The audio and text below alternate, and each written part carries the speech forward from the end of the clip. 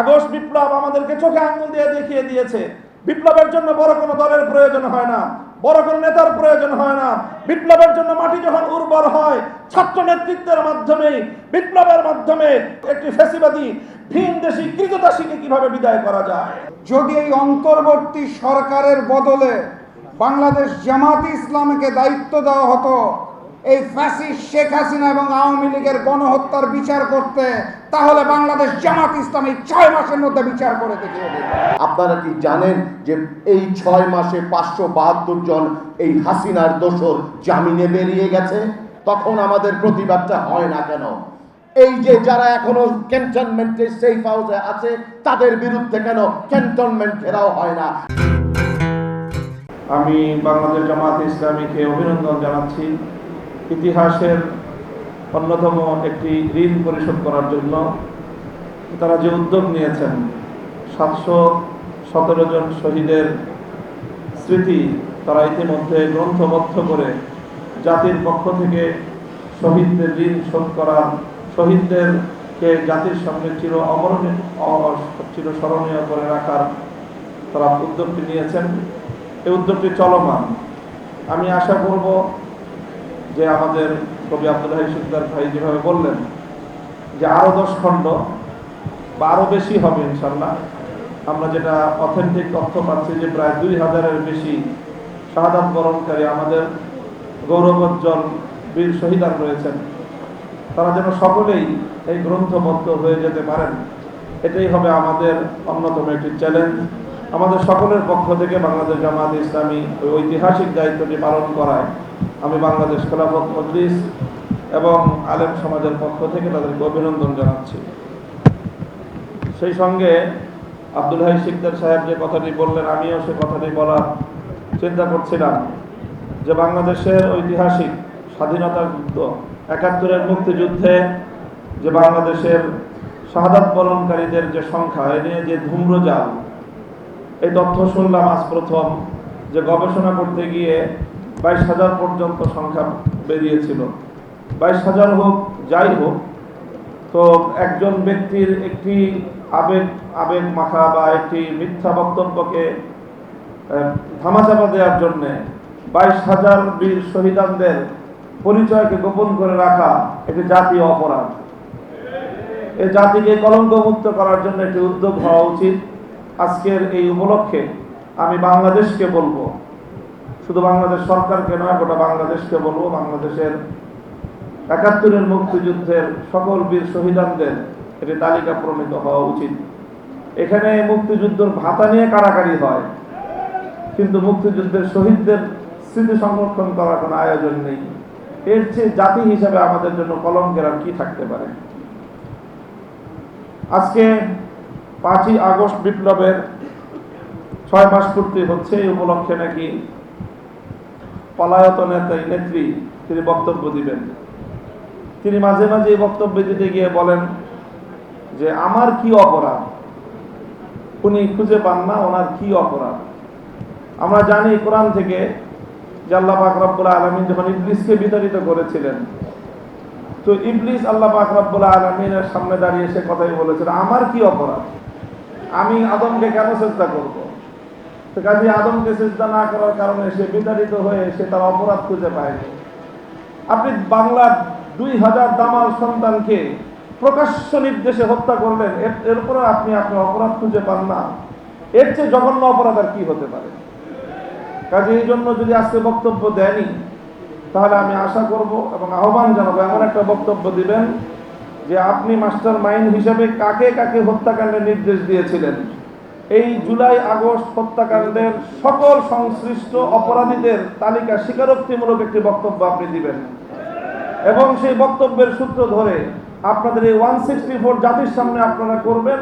সেই স্বীকারোক্তির ভিত্তিতে আগামী দিনে বিচারের কাঠগড়ায় দাঁড় করিয়ে আপনাদের বিচার করা হবে। পার্শ্ববর্তী দেশ হিসেবে ভারতকে বলতে চাই যে আপনারা বাংলাদেশের স্বাধীনতা সার্বভৌমত্বকে যদি এতটুকু সম্মান করতে না জানেন, তাহলে আপনাদের সঙ্গে কূটনৈতিক সম্পর্ক বাংলাদেশ রাখবে কিভাবে?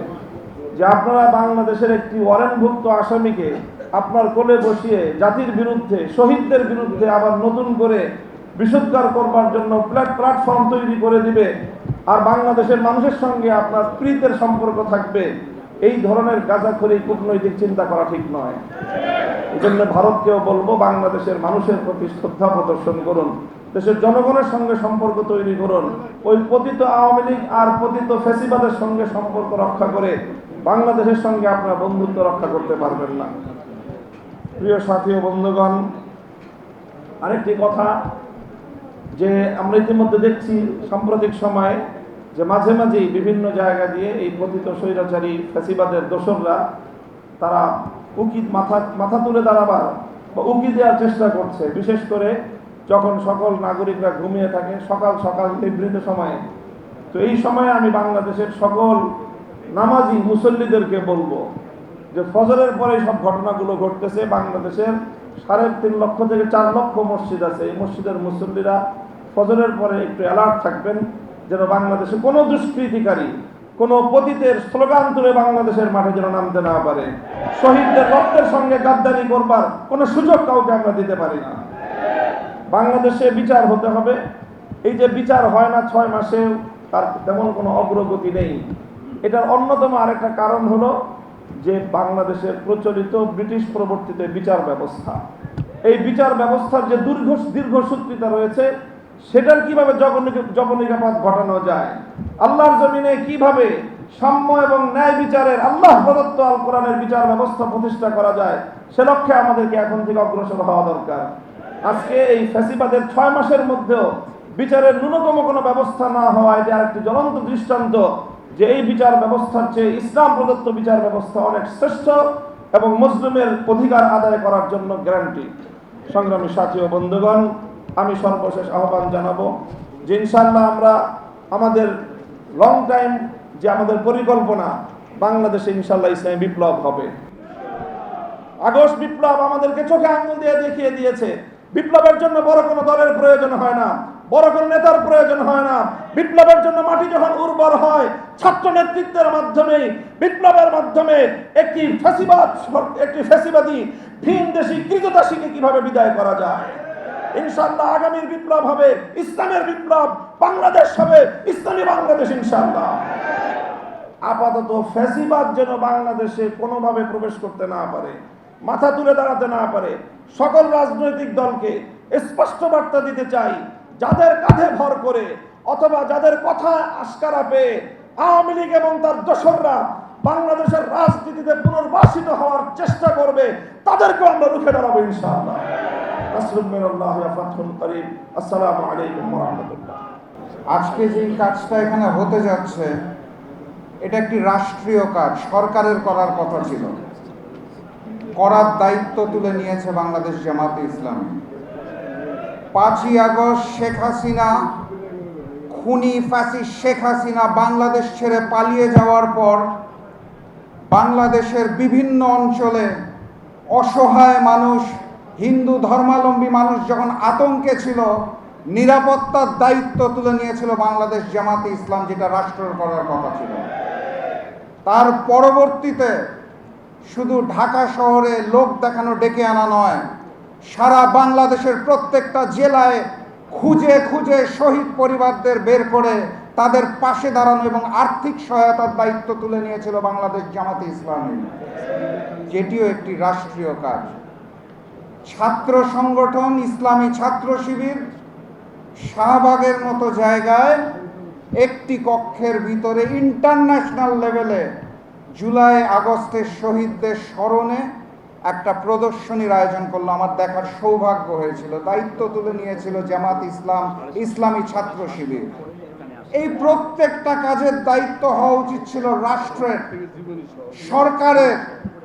আমার আজ বলতে দ্বিধা নাই, যদি এই অন্তর্বর্তী সরকারের বদলে বাংলাদেশ জামাত ইসলামকে দায়িত্ব দেওয়া হতো এই ফ্যাসিস্ট শেখ হাসিনা এবং আওয়ামী লীগের গণহত্যার বিচার করতে, তাহলে বাংলাদেশ জামাত ইসলামী 6 মাসের মধ্যে বিচার করে দেখিয়ে দেবে। অন্তর্বর্তী সরকার অত্যন্ত দুর্বল গতিতে আগাচ্ছে। আমি স্পষ্ট ভাষায় জানিয়ে দিতে চাই, বাংলার মাটিতে ওই ফ্যাসিস্ট শেখ হাসিনার বিচার হতে হবে এবং জনতার আদালতে তাকে ফাঁসি কাস্টে ঝুলাতে হবে। বাংলার মাটিতে ওই ভারতের আধিপত্যবাদ এবং আগ্রাসন আর মেনে নেওয়া হবে না ইনশাআল্লাহ। শহীদদের রক্তের কসম, শহীদ পরিবারদের অশ্রুর দাগ এখনো শুকায় নাই, রক্তের দাগ এখনো শুকায় নাই। বৈষম্যহীন আন্দোলনে যেই সামনের বাংলাদেশ আসছে, সেই বাংলাদেশে আওয়ামী লীগের অপরাজনীতি চলবে না এবং আওয়ামী লীগকে আমরা নির্বাচনে আর দেখতে চাই না। সংগ্রামী সাথী এবং বন্ধুগণ, বক্তব্য দীর্ঘায়িত করব না। আজকে ফ্যাসিস্ট শেখ হাসিনার বাংলাদেশ ছেড়ে পলায়নের 6 মাস পূর্তি। পলায়ন উপলক্ষে উনি নাকি আজকে বক্তব্য দিবেন। আপনাদের বলে যেতে চাই, চোখ কান নাক সব খোলা রাখবেন। ভারতের ষড়যন্ত্র, আওয়ামী লীগের ষড়যন্ত্র সকলে মিলে ওই ইস্পাত কঠিন ঐক্য করে একসাথে প্রতিহত করবো ইনশাআল্লাহ। বাংলাদেশ জামাত ইসলামকে অসংখ্য ধন্যবাদ এবং অভিনন্দন জানিয়ে ভবিষ্যতেও এরকম রাষ্ট্রীয় দায়িত্ব কাঁধে তুলে নেওয়ার আহ্বান জানিয়ে আজকের মতো বিদায় নিচ্ছি। বিজয়ের পথে যাত্রা শুরু, জীবন অথবা মৃত্যু। আসসালামু আলাইকুম। আমাদের প্রত্যেকটি অনুষ্ঠানে যখন যাই তখন দেখা যায় যে শুরুর দিকের বক্তাদেরকে টাইম ফ্রেম থাকে না, আমাদের সময় টাইম ফ্রেমটা চলে আসে, অনেক কিছু তখন বলা যায় না। আজকে আমরা জামাত ইসলামী বাংলাদেশকে ধন্যবাদ জানাতে চাই। আমার দল বাংলাদেশ জাতীয় দল ও 12 দলীয় জোটের পক্ষ থেকে একটি অসাধ্য দুঃসাধ্য কাজ আজকে তারা সাধন করেছেন, সম্মান দিয়েছেন। যারা এই জুলাই আগস্ট গণ অভ্যুত্থানে নিহত হয়েছেন তাদের সকলের একটা পরিচিতি জাতির সামনে উন্মোচন করেছেন। এটা তাদের কমিটমেন্ট এবং ডেডিকেশনটাকে প্রমাণ করে। আমি আমার বক্তব্য খুব একটা দীর্ঘায়িত করব না। এখানে অনেকগুলো কথা এসছে। শহীদের পরিবার বলেছেন আপনারা যে কিছু দল তারা নির্বাচনের জন্য এত কেন দাবি করছে, তাড়াতাড়ি নির্বাচনটা চাচ্ছে, বিচারের দাবি কেন করছে না? বিচারটা হওয়া উচিত, সংস্কার হওয়া উচিত। স্পেসিফিক সংস্কারের কথা কিন্তু সরকারের থেকেও বলেন না, কেউই বলেন না। স্পেসিফিক বিচারের কথাগুলোও বলেন না। আপনারা কি জানেন যে এই 6 মাসে 572 জন এই হাসিনার দোসর জামিনে বেরিয়ে গেছে? তখন আমাদের প্রতিবাদটা হয় না কেন? এই যে যারা এখনো ক্যান্টনমেন্টে সেফ হাউসে আছে তাদের বিরুদ্ধে কেন ক্যান্টনমেন্ট ঘেরাও হয় না? আমিরে জামাতের নেতৃত্বে হোক, আমি সামনের কাতারে থাকবো, 12 দলীয় জোট সামনের কাতারে থাকবে। এই অন্যায়গুলোর প্রতিবাদ করতে হবে। একজন উপদেষ্টাও তাদের সম্পদের বিবরণী দেয়নি। অনিয়ম হচ্ছে, 4টা-5টা গাড়ি চালাচ্ছে। কাদের কাছে বিচার আশা করেন? এই জামাতে ইসলামী বিগত 15 বছরে আমরা যারা ফ্যাসিস্ট এই হাসিনা উৎখাতে ছিলাম সবচেয়ে বেশি সাফার করেছে। বিচারের নামে প্রহসন হয়েছে, জুডিশিয়াল কিলিং এর মাধ্যমে দলীয় বিচারালয়ে ভারতের প্রেসক্রিপশনে জামাতের সকল শীর্ষ নেতৃবৃন্দকে খুন করা হয়েছে, হত্যা করা হয়েছে। আমরা প্রতিবাদ করেছি। আজকে আসুন হাসিনার বিরুদ্ধে যে ঐক্যটা ছিল সেই ঐক্যটা সুদৃঢ় করি। সেই ঐক্যটা যদি সুদৃঢ় করতে পারি, আজকে কেউ ইলেকশনের কথা বলেন, আওয়ামী লীগকে নিষিদ্ধ করার কথা তো কেউ বলেন না। জনগণ বিচার করবে। কোথায় বিচার করবে? ভোটের মাধ্যমে না। এই হত্যাকারীদের ভোটের আগেই বাংলাদেশে নিষিদ্ধ করতে হবে, সেই দাবি তো কেউ তুলছেন না। বড় যেই 2টি দলের কথা বলেন তাদের মধ্যেই কিন্তু আওয়ামী অনুপ্রবেশ দেখতে পাচ্ছি। পুনর্বাসন কিন্তু তারাই করছে, আমাদের দ্বারা হচ্ছে না। কিন্তু ন্যায় বিচারের কথা বলেন। আসুন আজকে হাসিনার যারা দোষর ছিল, শেখ হাসিনা সহ সাঙ্গ পাঙ্গ প্রশাসনে যারা আছে সকলের বিচারের দাবিতে ঐক্যবদ্ধ হই। আমাদের ঐক্যটাকে সুদৃঢ় করি, তাহলেই বাংলাদেশে হাসিনা মুক্ত হবে। আওয়ামী লীগকে চিরতরে বিদায় করতে হবে। যেই নৌকা ডুবে গেছে সেই নৌকাকে ভাসতে দেওয়া যাবে না। সকল শহীদদের প্রতি শ্রদ্ধা জানিয়ে আমার সময় হয়তোবা সংক্ষিপ্তই আমি আমার বক্তব্য শেষ করছি এবং জামাত ইসলামী বাংলাদেশকে আবারও ধন্যবাদ জানাচ্ছি আজকের এই আয়োজনের জন্য। ধন্যবাদ। আসসালামু আলাইকুম।